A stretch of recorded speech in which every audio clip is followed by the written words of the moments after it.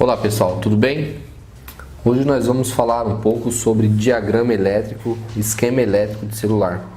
Essa ferramenta é muito importante, para a gente poder estar descobrindo e analisando, fazendo uma análise em uma placa, uma PCI de um determinado aparelho. Luiz, deixa eu só acrescentar uma informação. Sim. O esquema elétrico do celular, ele é algo muito complexo. Para quem já trabalhou com manutenção de notebook, computador desktop e analisou um esquema elétrico, você vê que é algo muito complexo. Não é algo que você vai aprender em um dia e de um dia para o outro você já vai saber ler e interpretar o esquema elétrico inteiro.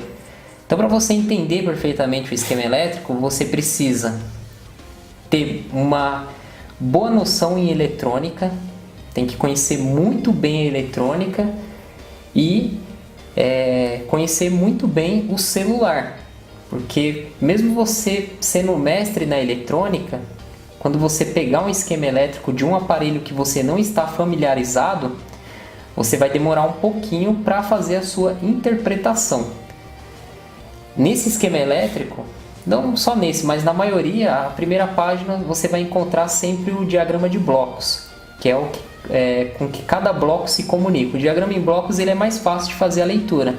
Normalmente ele é representado em uma folha só. Só que as partes do celular, os componentes, os CIs, eles são representados em várias folhas. O nosso curso, a gente quer focar mais a parte da prática. Porém, a parte teórica é importante, porque a teoria vai fazer com que você consiga solucionar os problemas na prática. Muitas vezes você se depara com um problema na prática e você vai conseguir encontrar aquele problema se você tem a sua base teórica. Então você vai ter que usar a teoria para solucionar o problema na prática. O caso do esquema elétrico, eu digo para vocês que seria uma última opção de conserto.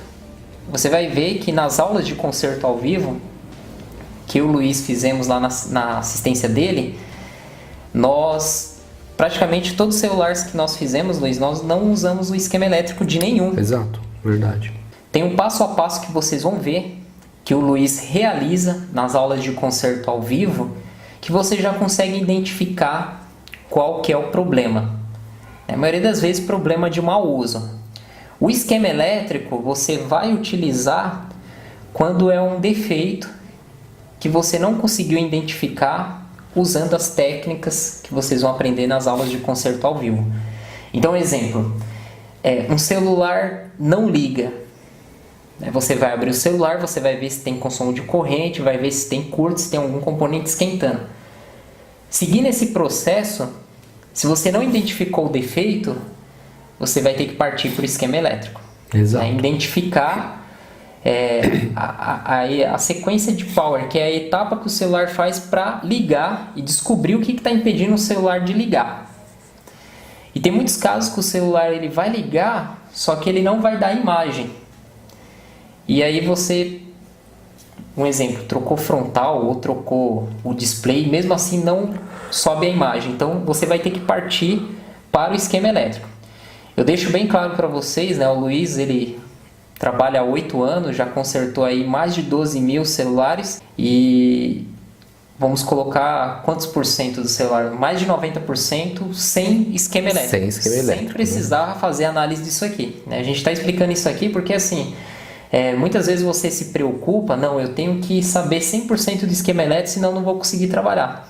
A rotina do Luiz, ele nem utiliza o esquema elétrico. Nem utilizo. Nós vamos mostrar difícil. Porque a base pedagógica do curso, para vocês verem que tem esquema elétrico também de celular, um pouquinho como que funciona, ok? Então o Luiz ele vai explicar para vocês aqui o diagrama em blocos. Nós vamos dar sequência aí nesse esquema elétrico aqui, que é de um Samsung, Grand Prime. Isso, é do SMG530H, o Samsung Grand Prime, mais conhecido como Grand Prime. E é isso aí, professor André. Não adianta o aluno querer, porque realmente é complicado, o esquema elétrico é baseado em bastante estudo, Então ele precisa realmente de um empenho até um pouco maior para estar entendendo totalmente a complexidade do esquema elétrico. Assim como o celular também é complexo, né? Vamos lá. Aqui nós temos o diagrama em bloco, né, do Grand Prime.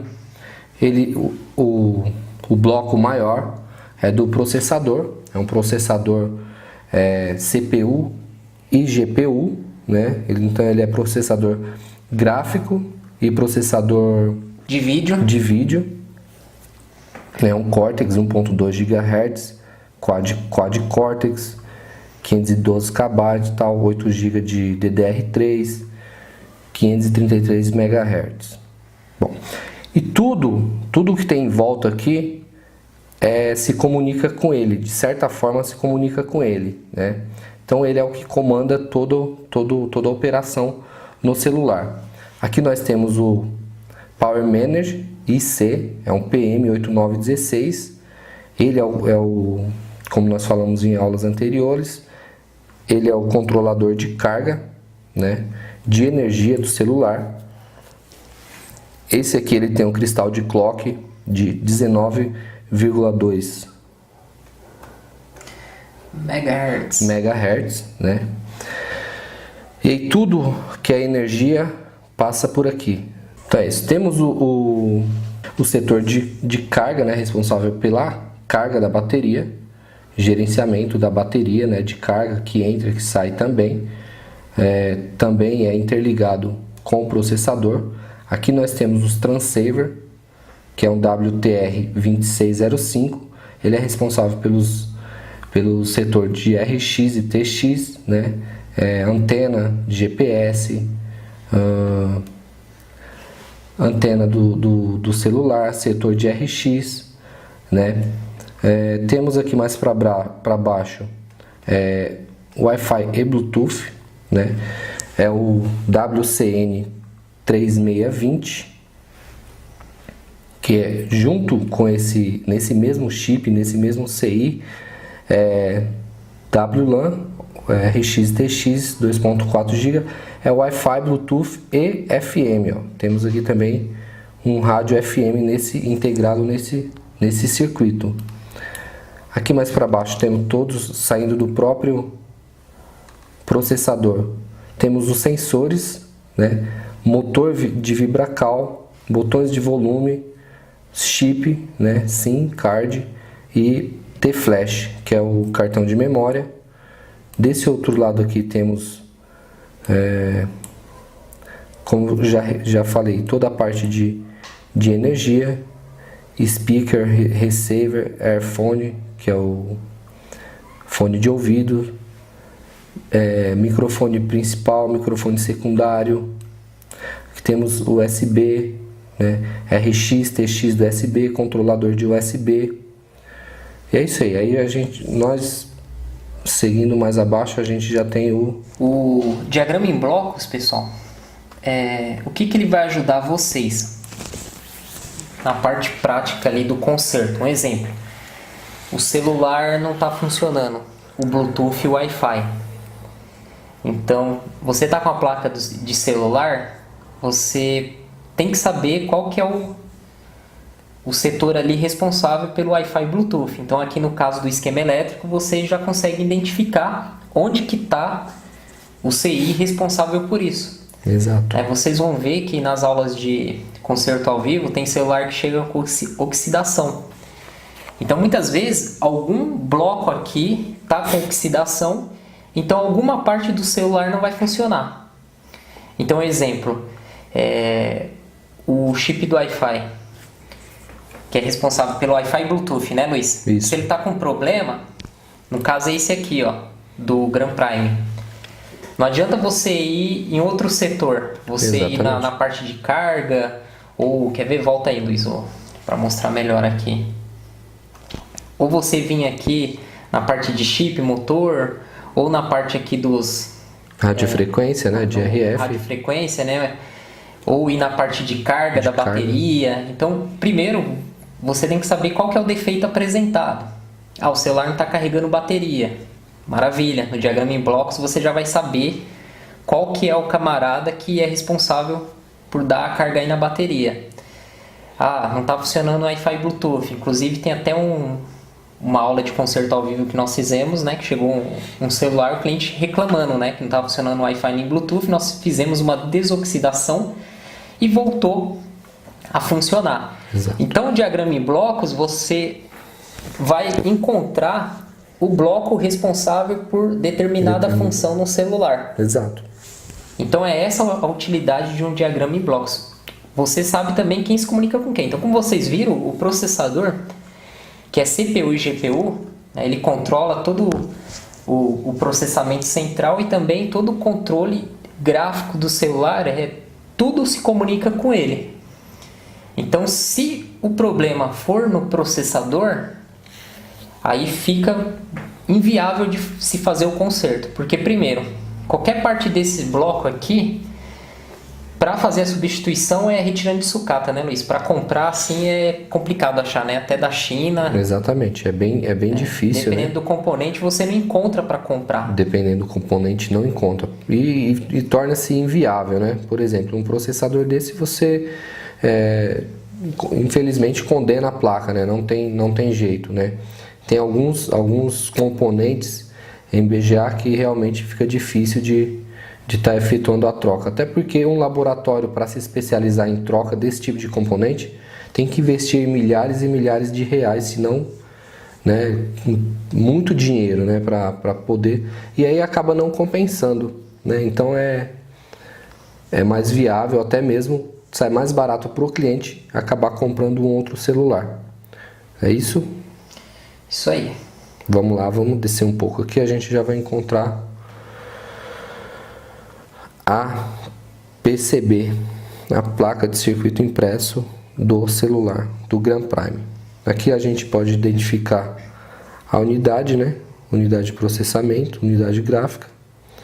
E aqui ó, cada componente desse, ele é numerado, ó. Toda peça, né? Todo componente, capacitor, resistor, R, tudo que for R, resistor, C, capacitor, e assim por diante, né? L1, L121, L bobina, né? Esse ZU é tudo CI, né? Que tem uma função de controlar um setor do celular. Que é a unidade, né? Unidade de... Na placa do celular não vem escrito isso, tá? É R, C, porque os componentes são muito pequenos, então não tem como colocar essa escrita.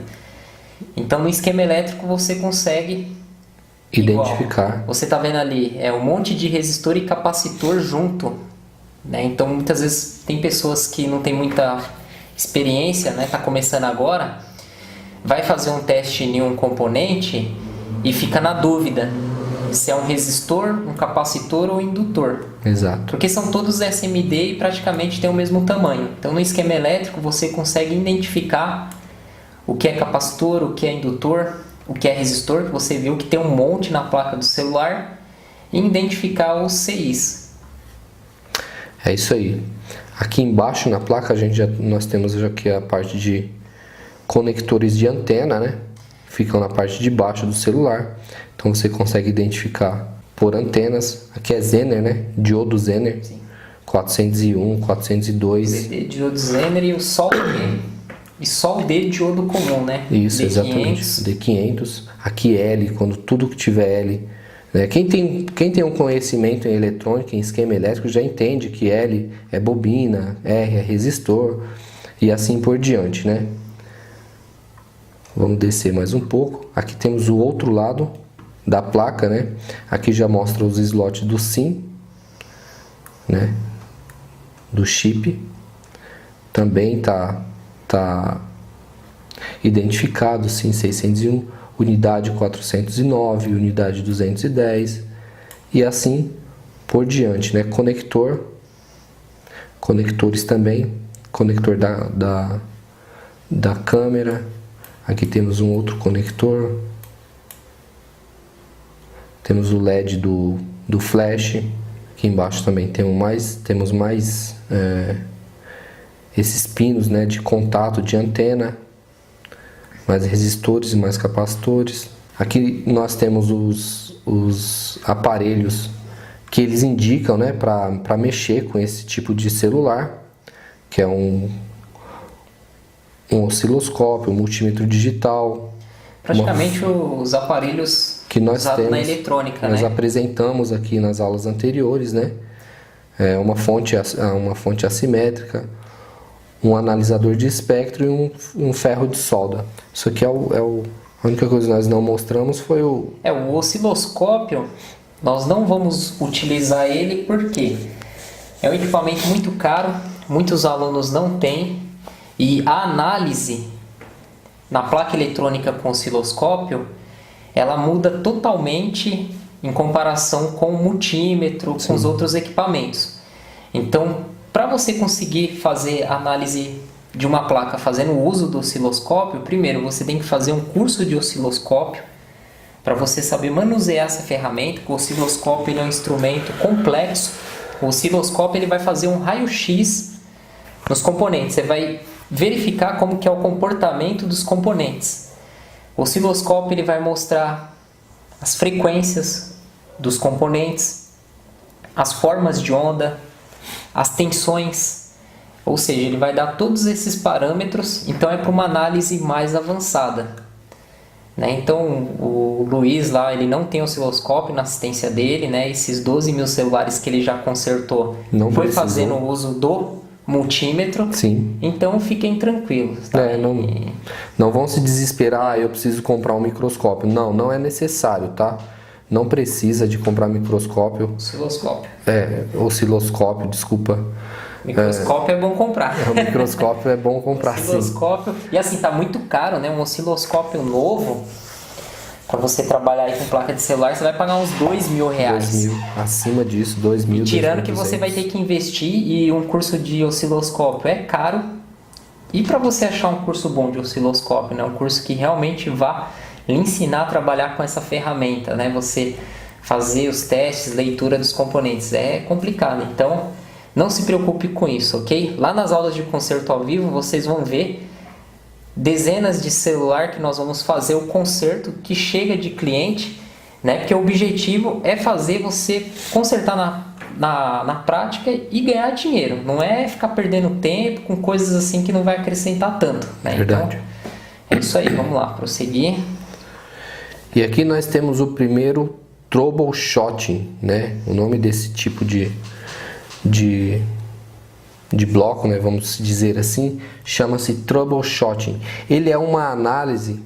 Se você pegar um manual eu não sei agora se vem, antigamente se pegava um manual de uma TV, por exemplo, e lá na última página ela tinha os prováveis defeitos e as prováveis causas, né? Tinha os defeitos e as prováveis causas. Por exemplo, a TV não liga. Verificar se está ligado na tomada, verificar se a tomada está funcionando. Então, o troubleshooting, ele é mais ou menos isso, né? Aqui nós temos um exemplo de um caso que o G530, o Grand Prime, chega para você e não liga, aparelho não liga.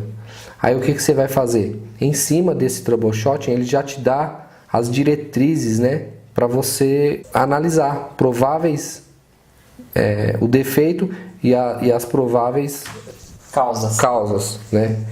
Resultados também. Então vamos lá. O aparelho não liga, cheque a voltagem da bateria se é maior que 3,4.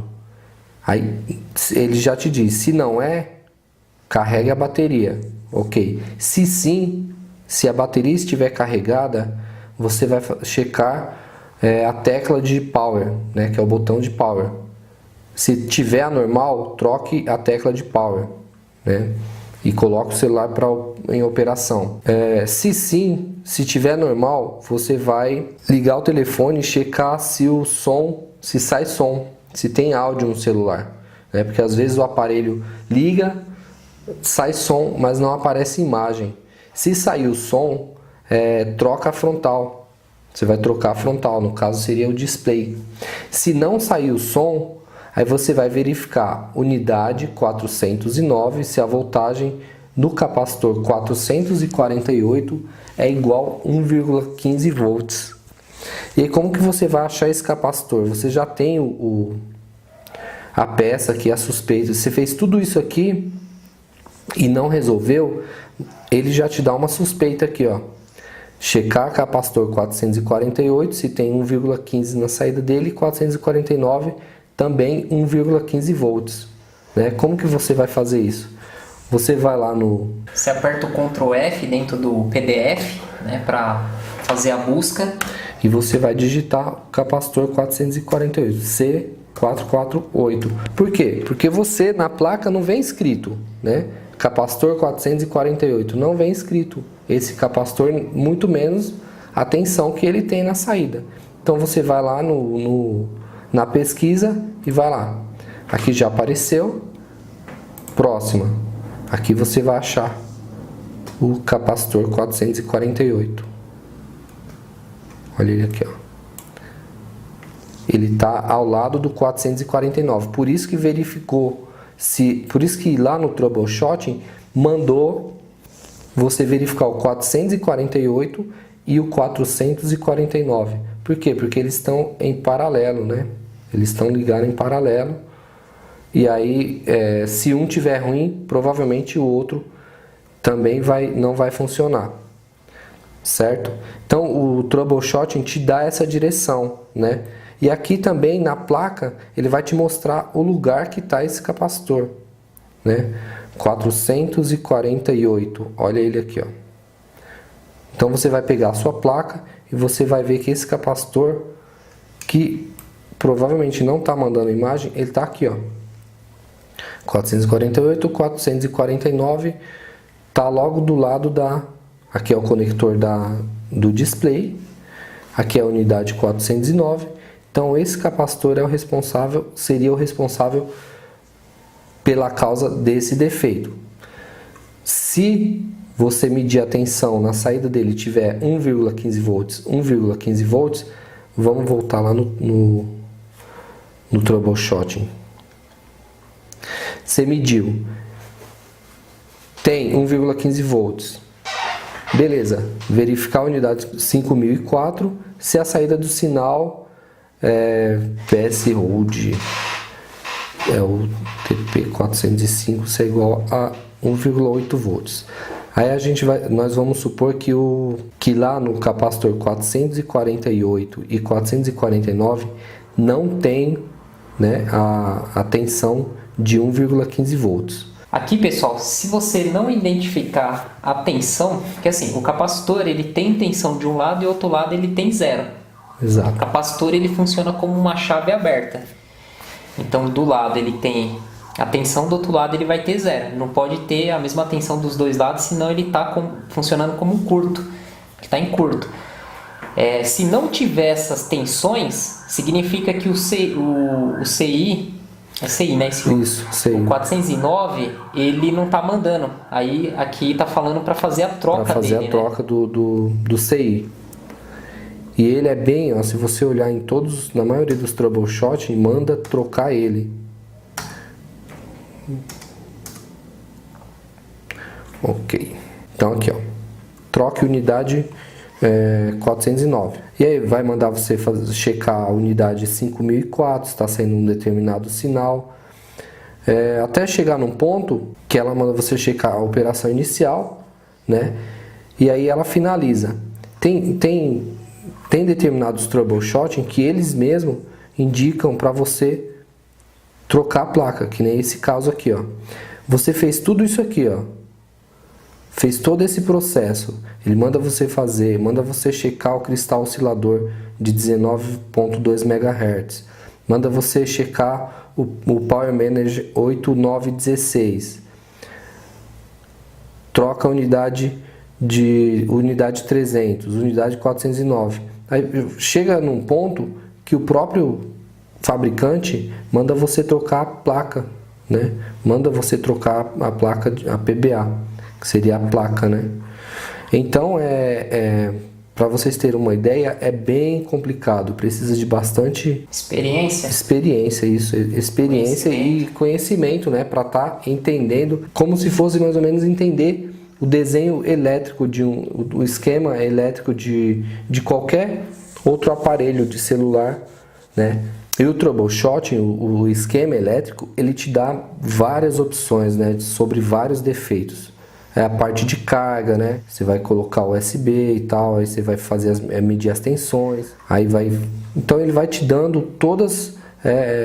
bateria está carregando, não, ressoldar ou trocar o unidade 421. Então todo o esquema elétrico, eles vêm com esses troubleshooting, né? Que ele vai te explicando as prováveis causas e os prováveis defeitos. E aí eles te mostram no esquema elétrico e te mostram onde está a peça na placa, né? E como vocês podem ver, é tudo em inglês. Então, se você não fala inglês, você não sabe ler, você pode ir traduzindo, né? Porque se você escrever em português o defeito, você não vai encontrar aqui. Exatamente. Você tem que escrever em inglês a palavra relacionada ao defeito para você encontrar, né? Não vai escrever a frase, você escreve Exato. a palavra ou a parte do celular ali, que aí você consegue identificar aqui o que é. Por exemplo, né, nós sabemos que o microfone ele é o MIC500, né? Então ele está dando um problema lá no microfone, você vai lá na primeira página lá, na segunda página aqui, ó, nós temos o microfone.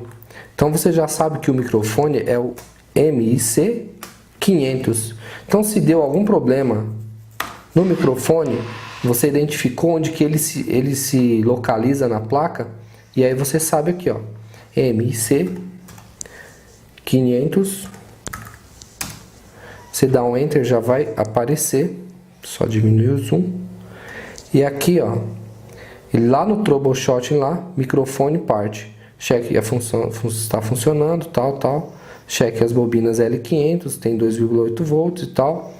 E aí ele te dá essas causas, essas prováveis... ressoldar ou trocar. Esses prováveis consertos, onde que você tem que mexer. No nosso caso a gente já troca, né, Luiz? Exato, eu não venho... Troca porque o microfone é fácil de você achar e é barato, né? E é baratinho. E aí até eu, por exemplo, eu não me apego a um esquema elétrico desse para trocar um microfone, né? A não ser que o quê? Se você troca um microfone e aí em cima, depois você trocou aquele microfone 1, 2 vezes e ele ainda assim não funciona, aí sim a gente recorre a esse esquema elétrico e aí você vem nessa parte aqui e você consegue ter uma ideia do que pode ser, do que pode estar causando aquele defeito, que aí nós já concluímos que não é o microfone em si, mas provavelmente ou algum capacitor, né, ou algum capacitor inverter, ou algum diodo Zener, né, ou alguma bobina dessas. Então pode ser, de repente você troca o microfone 2 vezes, colocou um outro microfone, e aí o microfone não funciona e tal, você corre lá no esquema, você vai ver que tem 3 capacitores, 2 bobinas, um diodo Zener e um resistor, que de certa forma mandam alimentação para ele e controlam tudo que chega e que sai desse microfone. O troubleshooting ele vai te dar esse direcionamento para você estar trocando um determinado capacitor que esteja queimado, uma determinada bobina ou até mesmo um resistor, e ele já te dá a localização desses componentes também. Seria no caso aqui R505. Essa parte aí, Luiz, ajuda também se for precisar refazer uma trilha, né? Exatamente, também. Por quê? Porque ele tá... Você sabe onde que vai ligado cada... Exatamente. Aqui, ó, nós sabemos que o R505, ele é um terminal terra, o outro, apesar de passar por cima dessa trilha, ele é ligado apenas na outra trilha, né? Que é onde tem a bolinha, aqui ele só passa, no esquema elétrico ele passa por cima, né? Aqui o capacitor, um terminal terra, o outro terminal vai morrer lá na bobina, na L500. Então isso te dá uma direção muito boa, né? Te dá uma direção legal para você poder identificando alguns defeitos e até mesmo conhecendo um pouco mais aquela placa de celular que você tá trabalhando. Conector. Esse é o setor responsável pela parte de alto-falantes, né? Por exemplo, não funciona, speaker parte de alto-falante, né? Check speaker function, play, toca um MP3, toca uma música, coloca no volume máximo. Sim, check conexão do HDC500 na placa de circuito. Reconecte, isso aqui é o conector, né? HDC500 é o conector. Troque o módulo de speaker, de alto-falante, que ele é um módulo, né? E aí vai te passando, né? Checar as bobinas. Checa as bobinas, né? L505, L506 na placa. E aí, se tiver tudo ok, você vai fazer Isso, a troca. Troca da unidade 409. A unidade 409 qual que é? Ela tá aqui, ó. Ela tem todas essas bobinas que foi dito aqui, ó. L505, L506. Ela tem todas essas bobinas em volta, né? Ó, já está dizendo aqui. E aqui tem na placa aonde que tá a unidade 409, né? É um CI BGA. Também dependendo tem que ter muita experiência para fazer a troca desse CI. Aí teria que ter um CI novo, né? Já com as esferas, ou um stencil para colocar as esferas. Aí já complica bastante, né? Aqui também tem a parte de Bluetooth dizendo checar os cristais e tal. E aí é isso aí.